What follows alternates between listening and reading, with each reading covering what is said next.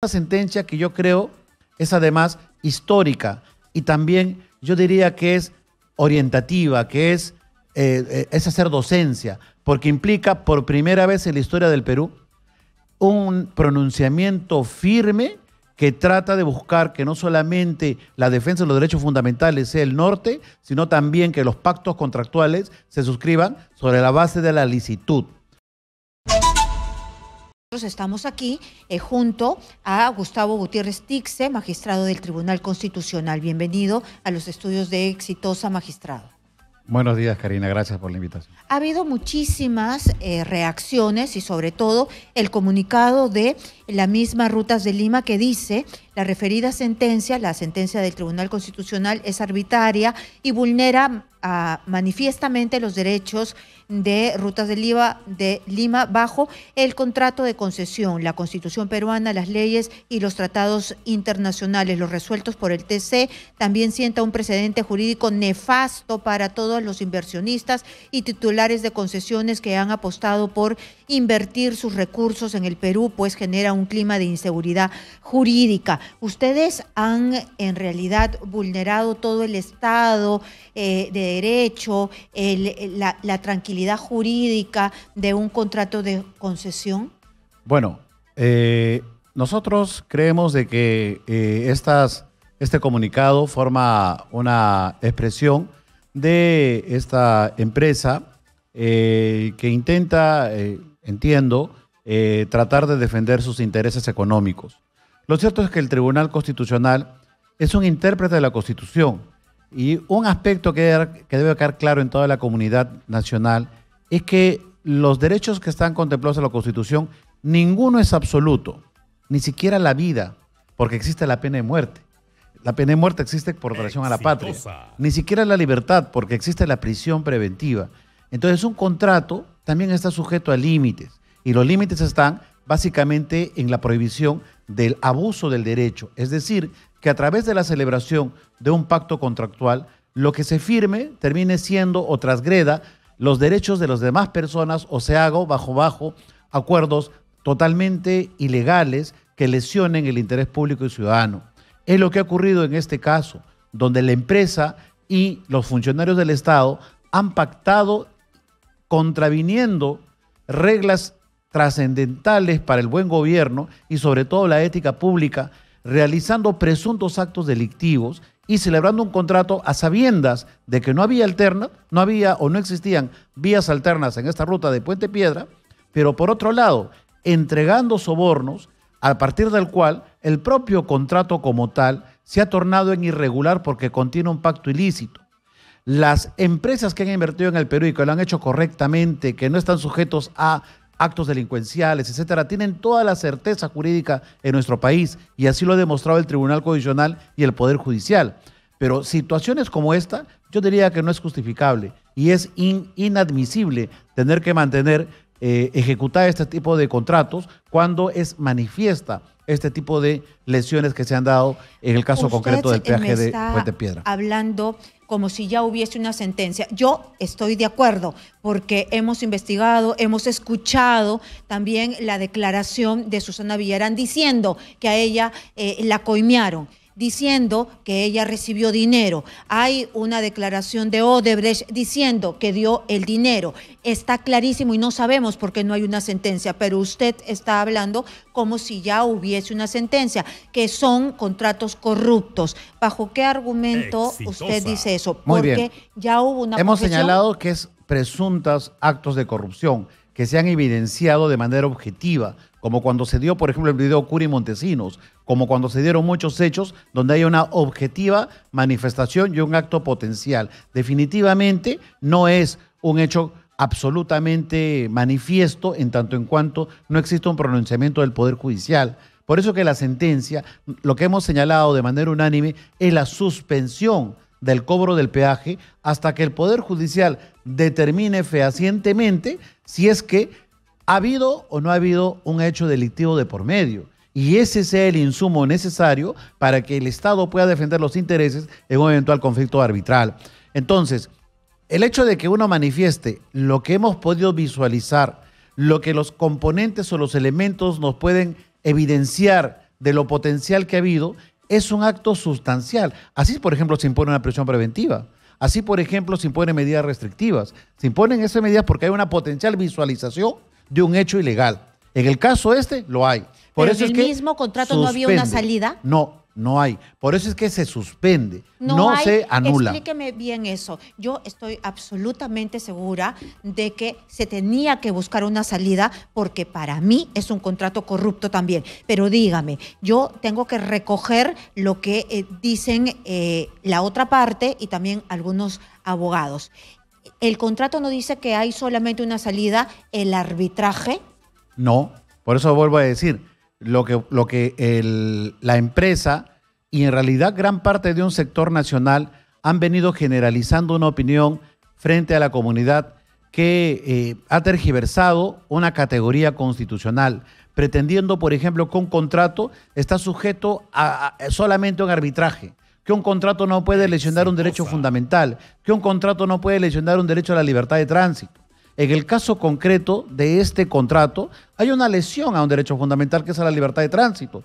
Y esa lesión al derecho a la libertad de tránsito, que es concretamente el tema sustancial porque no existen vías alternas, está íntimamente conectado con la suscripción del contrato. Un contrato suscrito entre dos partes, sabiendo que es prácticamente imposible una ruta alterna en forma inmediata, etcétera, pactando a través de un acto de corrupción, y ciertamente generalizando una situación de cuestionamiento al propio contrato en sí. Por eso es que finalmente lo que ha hecho el Tribunal Constitucional es señalar la suspensión a efectos de que se terminen este tipo de situaciones que deben ser resueltas, rutas alternas, determinación de la ilicitud del contrato, para poder finalmente tomar una decisión al respecto, que serán ya en las vías contractuales donde finalmente se resuelva. A ver, explíquenos, para los que no conocemos, cómo esto lo determina el TC. ¿Por qué ustedes llegan a determinar esto cuando se suponía que todo estaba en manos de el arbitraje? ¿Por qué ustedes tienen la potestad de determinar que esto se suspende, que el peaje se suspende? Entiendo que está afectando el libre tránsito porque lo han dicho los vecinos. Además es un contrato corrupto. Además no hay vías alternas. Pero ¿cómo así ustedes deciden suspender? ¿Cómo llega a sus manos? Bueno, llega a través de una demanda de habeas corpus. Una demanda de habeas corpus que interpone un abogado en representación de un grupo de vecinos de Puente Piedra. Este grupo de vecinos agota las instancias y por el propio procedimiento que establece la Constitución, llega en última y definitiva instancia al Tribunal Constitucional. Esto ha tenido que recorrer varias instancias. Varias instancias. Es más, inclusive el Poder Judicial dictó una medida cautelar suspendiendo ya el peaje antes del pronunciamiento del Tribunal Constitucional.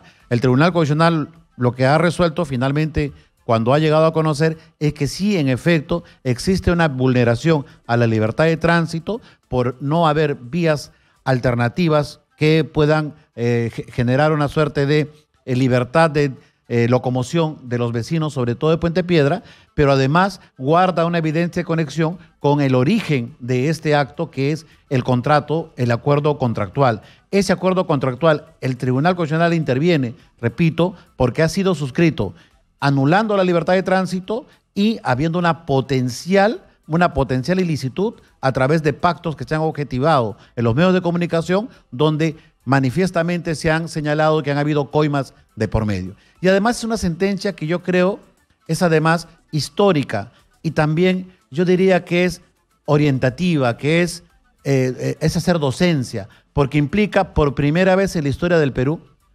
un pronunciamiento firme que trata de buscar que no solamente la defensa de los derechos fundamentales sea el norte, sino también que los pactos contractuales se suscriban sobre la base de la licitud. Un contrato, como dice el Código Civil, tiene que tener un fin lícito, tiene que tener un origen basado en el orden público. Si de por medio hay una coima, ese contrato en su propia esencia está conteniendo un acto de ilícito que afecta a los derechos fundamentales. Los acuerdos contractuales son distintos.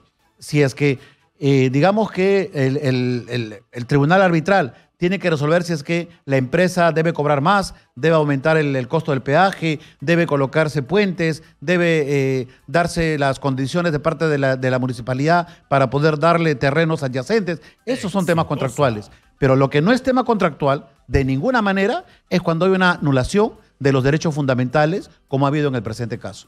Ustedes también han exhortado al Poder Judicial, al Ministerio Público, para que los jueces y fiscales que conocen los procesos penales contra los exfuncionarios públicos de la Municipalidad Metropolitana de Lima y las demás personas que resulten responsables de la celebración del contrato de concesión y adendas resuelvan los mismos con la celeridad que permita la ley, porque son demasiados años. En efecto. ¿Por qué se Eso es un demora tema tanto? preocupante. No son demasiados años. En realidad, así se pierde el sentido de la justicia. Y también exhortamos, en mi fundamento voto exhorto, a los procuradores públicos, a los procuradores de la municipalidad, del Poder Judicial, a que puedan perseguir y cumplir el rol que le corresponde, que es la defensa de los intereses del Estado, a los abogados que participan en los temas arbitrales, tienen una misión fundamental porque representan a los intereses del Estado y al sistema de justicia, porque eventualmente si es que hay una condena, si es que hay una sentencia condenatoria, la reparación civil también tiene que calcularse en magnitud a lo que pretenden, por ejemplo, las empresas privadas por supuestos daños o indemnizaciones. El Estado tiene que aprender a defenderse y esa es la razón sustancial, que no podemos seguir permitiendo que se convaliden bajo supuestos o aparentes actos de legalidad en el papel, se convaliden estas situaciones, este tipo de cosas, que la propia Contraloría ha demostrado que tenemos más de 20.000 millones de soles anuales de pérdida en este tipo de acciones, donde están involucrados funcionarios públicos y también personas de la actividad privada. Y ustedes lo que dan cuenta en esta sentencia es que esto es parte de la lucha contra la corrupción, porque nosotros siempre hemos pedido, y el pueblo está cansado porque cada vez que que contestamos las llamadas, alzamos los teléfonos, lo primero que nos dicen es que tenemos un Estado corrupto, lleno de funcionarios corruptos, y decimos, ¿qué es lo que pasa, no? Acabamos de ver que la que firmó el contrato de Rutas de Lima se baña libremente en su... Muy bien, regresamos con nuestro invitado, el tribuno, miembro del Tribunal Constitucional, Gustavo Gutiérrez Tixe. Yo le había dejado una pregunta que tiene que ver con esta sentencia que ellos han emitido, que han ordenado a Rutas de Lima suspender el cobro del peaje de Puente Piedra. Y de lo que se lee de la sentencia es que ellos hacen hincapié en que son peajes nacidos de la corrupción, por lo que ya se sabe, ¿no? Por las confesiones que ha habido de parte de Odebrecht y de parte de el gerente municipal y la alcaldesa. Entonces, esto forma parte de la lucha contra la corrupción que tanto quiere el país. Bueno, yo creo que, como le dije, el Tribunal Constitucional es un garante de los derechos fundamentales y definitivamente un valor sustancial de la Constitución es la ética pública, es la transparencia, porque hay derechos fundamentales que inclusive necesitan del presupuesto o de recursos para su materialización, la pensión, la salud, la educación. El Estado tiene que generar recursos para poder invertir. Definitivamente un hecho como este lesiona no solamente derechos, sino también valores constitucionales. Por lo tanto, el mandato es definitivamente un mandato de colaboración, porque quien debe determinar los aspectos tanto de naturaleza penal como los de naturaleza patrimonial e indemnizatorio son los órganos a los cuales imparten justicia ordinaria. Y es por eso que el tribunal dice, Poder Judicial, resuelva con prontitud y celeridad este caso que es urgente, con el propósito de que el Estado peruano pueda también defenderse en la vía arbitral, al acreditar fehacientemente si ha habido o no ha habido un hecho ilícito en la suscripción de este contrato. Entonces hay un mandato de colaboración de poderes. El tribunal lo que está estableciendo es un mandato de colaboración, que esperemos ahora que los poderes públicos cumplan cabalmente su rol, porque la lucha contra la corrupción, que lo hacemos todos, es definitivamente transversal. No solamente puede ser de una entidad, sino tiene que ser un compromiso estatal, que es finalmente lo que estamos asumiendo. Rutas de Lima dice, pese a que la propia Municipalidad de Lima y otras cortes peruanas en decenas de fallos han identificado la existencia de rutas alternas y se ha acreditado que el contrato de concesión no prohíbe la implementación de nuevas vías alternas, incluyendo unos proyectos, no se han hecho. ¿Ustedes han tomado en cuenta las rutas alternas? Sí, por supuesto. Lo que ocurre es que, reitero, había un contrato suscrito de una forma que puede aparentar legalidad, pero que al final no lo hay. No lo hay porque, claro, o sea, estamos hablando de una ley anterior a la Constitución que habilitaba que se cobre peaje para que el Estado cobre peaje con fines contributivos. Pero de pronto racionalizan el tema y le dan a la empresa privada. Ya no es con fines contributivos, es con fines patrimoniales. Si hay un peaje en cualquier parte del mundo con fines patrimoniales, tiene que haber ruta alterna, definitivamente. Y una ruta alterna es una ruta paralela. No existe ruta paralela, no existe ruta alterna. Está acreditado por Defensoría del Pueblo. Entonces aquí hay una suerte de contrato revestido de legalidad, pero contiene un origen ilícito que afecta potencialmente a los derechos fundamentales, sobre todo la libertad de tránsito, entre otros derechos, porque hay vecinos de Puente Piedra que técnicamente para ir de su casa a llevar al colegio a sus hijos tienen que pagar peaje, necesariamente, porque no hay forma de poder pasar hacia el otro lado del distrito. Entonces, repito, parece que hay visos de legalidad, pero dentro de sí hay actos inconstitucionales que el tribunal ha identificado y por tanto ha dispuesto este mandato. Este mandato es inamovible, es decir, después de ustedes... No, es inamovible y tendrá, repito, y es por eso la exigencia y el deber que se invoca al Poder Judicial y a los procuradores del Estado para que puedan articular lo que les corresponde conforme al mandato de la Constitución y las leyes para poder resolver este caso con prontitud como debe corresponder. Tengo dos preguntas pequeñas, así que nos vamos a ir a la pausa. Tiene que ver con la bicameralidad y también este habeas corpus que se aceptó en el Poder Judicial a favor de la Junta Nacional de Justicia, porque ustedes ya habían hablado de las del ámbito de acción que tiene el Congreso de la República. Regresamos después de la pausa rápidamente con Gustavo Gutiérrez Stixe y yo le había planteado una pregunta. Hace un tiempo el TC resolvió a favor del Congreso referente a una demanda competencial contra el Poder Judicial.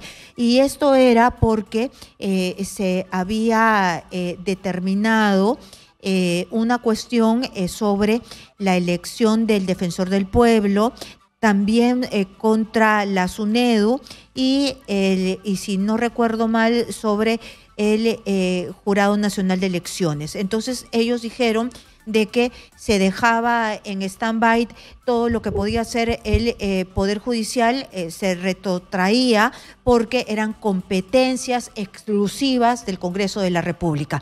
Ahora también hay un habeas corpus, aunque ya parece que terminó todo esto de las sanciones a la Junta Nacional de Justicia, aunque ayer yo estaba viendo, antes de ayer, una entrevista que le hacían a Inés Tello y le preguntaban, ¿usted está inhabilitada? Y decía, no, yo sigo siendo miembro de la Junta Nacional de Justicia, así que yo entiendo que ella va a activar todo lo que pueda para seguir siendo miembro de la Junta Nacional de Justicia y el Congreso ya la inhabilitó supuestamente, ¿no? Entonces hay un habeas corpus que ha sido aceptado por el Poder Judicial.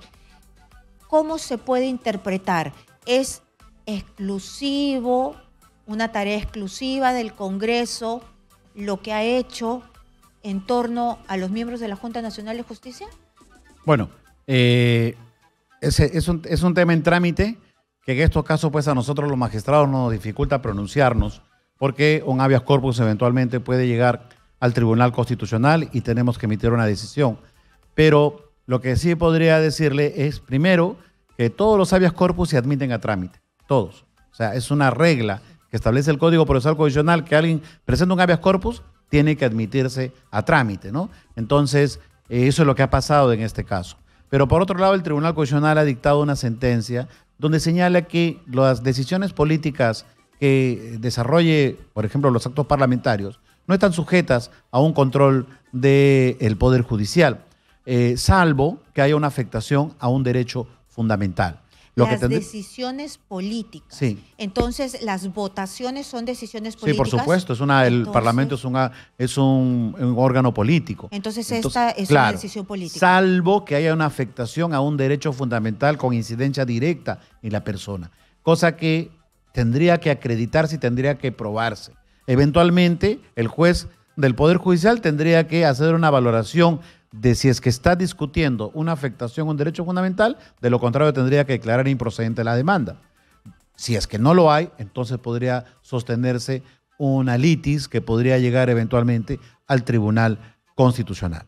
Pero ese es el marco que tenemos en la actualidad.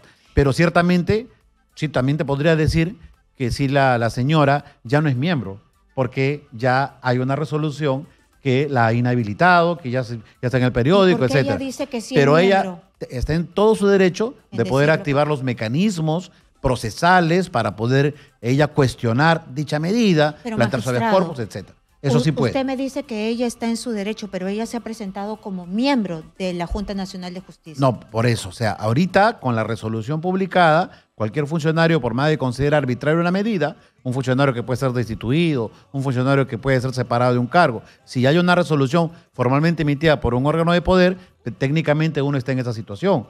Entonces uno tiene que acatar el imperio de las decisiones institucionales, pero puedo impugnarla. Entonces tengo mi legítimo derecho a poder plantear impugnaciones.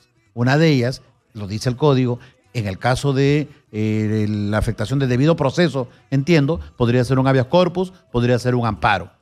Técnicamente creo que corresponde a este caso un amparo, no lo sé.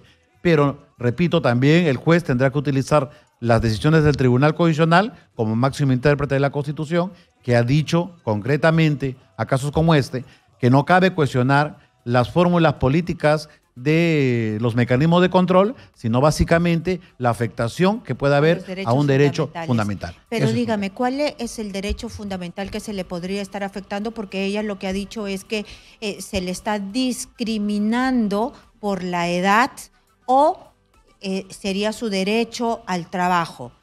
¿Cuáles de esos derechos son fundamentales? Bueno, eso tendría que probarlo, ¿no?